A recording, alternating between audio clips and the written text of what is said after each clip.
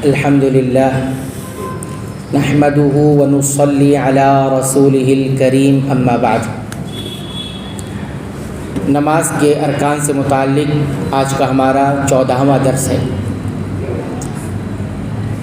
2 ارکان کا ذکر کیا گیا، پہلا قیام یعنی کھڑے ہو کر نماز ادا کرنا، اور دوسرا تکبیر تحریمہ کہنا یعنی اللہ اکبر کہہ کر نماز میں داخل ہو جانا۔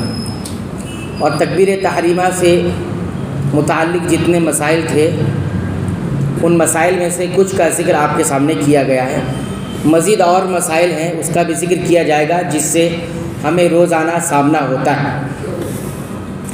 آج ہم دیکھیں گے کہ سلف صالحین کا پہلی صف میں اور تکبیر تحریمہ کے اہتمام کا کیا حال تھا، یعنی وہ کس طرح سے باجماعت نماز میں شریک ہو کر پہلی صف میں شامل ہوتے اور تکبیر تحریمہ کو کس انداز سے وہ سمجھتے تھے، یہ آج ہم دیکھیں گے۔ امام مسلم رحمۃ اللہ علیہ نے اپنی صحیح میں حضرت ابو سعید الخدری رضی اللہ تعالیٰ عنہ سے روایت کیا ہے کہ رسول اللہ صلی اللہ علیہ وسلم نے اپنے صحابہ میں کچھ لوگوں کو پیچھے رہتے ہوئے دیکھا، یعنی نماز میں جماعت میں پیچھے رہتے ہوئے دیکھا۔ نماز پڑھنے تو آتے لیکن دیر سے آتے تھوڑا، یا پہلی تکبیر نہیں پاتے تھے، یا جماعت سے پیچھے رہتے تھے۔ تو جب آپ نے دیکھا تو فرمایا آگے بڑھو اور میری اقتدا کرو، یعنی جلدی آیا کرو۔ اور میری اقتدا کرنے کا مطلب یہ کہ جب میں نماز پڑھتا ہوں تو پہلی صف میں رہا کرو تاکہ مجھے دیکھ کر آپ نماز ادا کر سکو۔ تو کہا آگے بڑھو اور میری اقتدا کرو، اور تمہارے بعد والے یا بعد آنے والے تمہاری اقتدا کریں گے، یعنی جب تم پہلی صف میں رہو گے تو دوسری صف میں جو لوگ آئیں گے وہ آپ کو دیکھ کر اقتدا کریں گے۔ پھر آگے فرمایا لوگ برابر پیچھے رہتے رہیں گے یہاں تک کہ اللہ تعالیٰ انہیں اپنی رحمت اور فضل سے پیچھے کر دے گا۔ یعنی اس طرح سے اگر تمہاری روش رہی کہ ہمیشہ نماز میں پہلی صف سے پیچھے رہے اور پیچھے آتے رہے اور جماعت سے پیچھے رہے تو پھر ایسا ہوگا کہ تمہاری اسی روش کی وجہ سے اللہ اپنی رحمت سے تمہیں پیچھے کر دے گا، یعنی رحمت نہ تم نہیں ملے گی، اور جو فضل تمہیں دینا چاہتا ہے اس فضل سے تمہیں پیچھے کر دے گا۔ یہ صحیح مسلم کی روایت ہے۔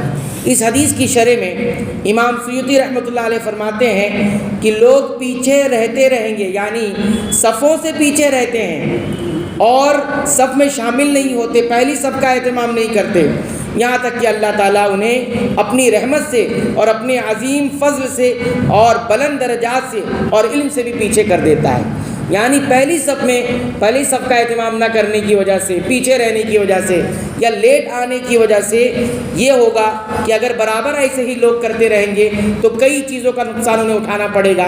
ایک تو اللہ کی رحمت، اسی طرح اللہ جو عظیم فضل رکھا ہوا ہے وعدہ، اس سے محروم ہونا پڑے گا، اور بلند درجات جو رکھا ہے اللہ تعالیٰ اس سے پیچھے رہنا یعنی محروم ہو جائے گا، اور علم سے بھی محروم ہو جائے گا۔ یہ اس حدیث کی شرح میں امام سیوطی رحمۃ اللہ علیہ کہتے ہیں۔ شیخ ابن عثیمین رحمۃ اللہ علیہ اس شرح کے بعد کہتے ہیں تبصرہ کرتے ہوئے کہ اگر انسان عبادت میں پیچھے رہنے کی عادت بنا لے تو اندیشہ یہی ہے کہ اللہ رب العالمین اسے ہر خیر کے موقع پر پیچھے کر دے گا، ہر نیکی کے موقع پر اسے پیچھے کر دے گا۔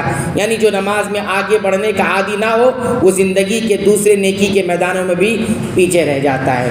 جو نماز میں آگے نہیں رہ پاتا وہ زندگی کے دوسرے نیکی کے موقع میں بھی پیچھے رہ جائے گا۔ یہ تو ہوئی پہلی صف کی بات۔ تکبیر اولا جو پہلی تکبیر ہوتی ہے، عام طور سے انسان کو جماعت سے ہی اس تکبیر کو ادا کرنا ہے، جماعت میں ہی آ کے پہلی تکبیر میں شامل ہونا ہے۔ تو اس سلسلے میں کیا حال تھا دیکھیے، حضرت انس بن مالک رضی اللہ تعالیٰ عنہ جو نبی کریم صلی اللہ علیہ وسلم کے جلیل القدر صحابی ہیں اور آپ کے خادم بھی تھے، وہ کہتے ہیں کہ اللہ تعالیٰ نے یہ جو فرمایا ہے قرآن میں سابقوا الی مغفرۃ من ربکم، کہ اپنے رب کی مغفرت کی طرف سبقت کرو، آگے بڑھو۔ یہ قرآن میں اللہ تعالیٰ نے فرمایا ہے سابقوا، آگے بڑھو، پہلے آؤ، الی مغفرۃ من ربکم، اپنے رب کی طرف جو مغفرت ہے اس میں سبقت کرو، آگے بڑھو۔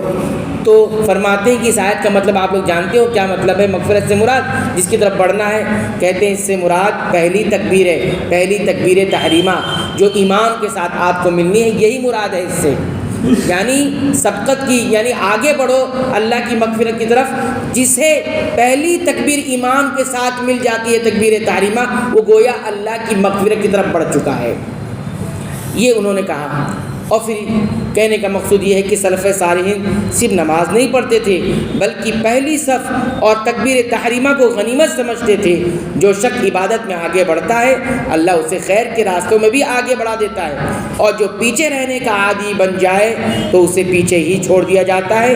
یہ بہت بڑا اور نازک نقصان ہوتا ہے.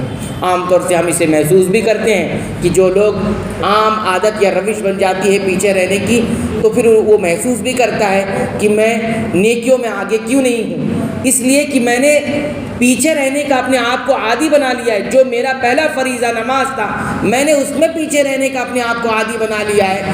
اس لیے وہ دیکھتا ہے کہ بہت سارے خیر کے کام، بہت ساری فضیلت والے کام جس میں اسے آگے رہنا چاہیے وہ آگے نہیں ہو پاتا. کیوں نہیں ہو پاتا؟ حدیث بتاتی ہے کہ نماز میں پیچھے رہنے کی وجہ سے، عادت بنانے کی وجہ سے یہ ہوتا ہے. بہرحال اس سلسلے میں ہم نے تفصیل سے بتایا تھا کہ تکبیر تحریمہ کی کیا اہتمام سلف صالحین کی کہ یہاں کس قدر تھا، تو تفصیل سے ہم نے کسی موقع پر بیان کیا ہے. یہاں بنیادی طور پر یہ بات بتائی گئی کہ انسان کو چاہیے کہ پہلی صف میں حاضر ہونے کی اور اہتمام، اس میں شامل ہونے کا اہتمام کرے اور تکبیر تحریمہ نہ چھوٹے. حتی الامکان انسان کو کوشش کرتے رہنا چاہیے اور اللہ سے دعا بھی کرتے رہنا چاہیے. تو یہ حال ہم نے بتایا کہ سلف صالحین کا تھا. مزید اور تکبیر تحریمہ کے تعلق سے جو مسائل ہیں کہ بعد میں جب لوگ آتے ہیں شریک ہوتے ہیں نماز میں، رکوع کی حالت میں امام ہے تب شریک ہو رہے ہیں، سجدے کی حالت میں امام ہے پھر شریک ہو رہے ہیں، تو ایسے وقت میں کیا کرنا ہے؟ تکبیر تحریمہ کہنا ہے کہ نیت باندھنا ہے کہ سورہ فاتحہ پڑھنا ہے، کیا کرنا ہے؟ یہ سارے مسائل لوگوں کو معلوم نہیں ہوتے ہیں اور اپنے حساب سے لوگ کر رہے ہوتے ہیں. ان سب چیزوں کو بھی انشاءاللہ ہم دیکھیں گے. اللہ تعالیٰ سے دعا ہے رب العالمین تو ہمیں عبادتوں کو علم کی روشنی میں انجام دینے کی توفیق عطا فرما اور سنت کے مطابق ادا کرنے کی توفیق عطا فرما. اے اللہ تو ہماری عبادتوں کو قبول فرما لے، اس میں ہونے والی لغزشوں کو، غلطیوں کو معاف فرما دے. اے اللہ تو ہماری مغفرت فرما، ہمارے والدین کی مغفرت فرما، تمام مسلمانوں مومنوں اہل توحید کی مغفرت فرما. آمین.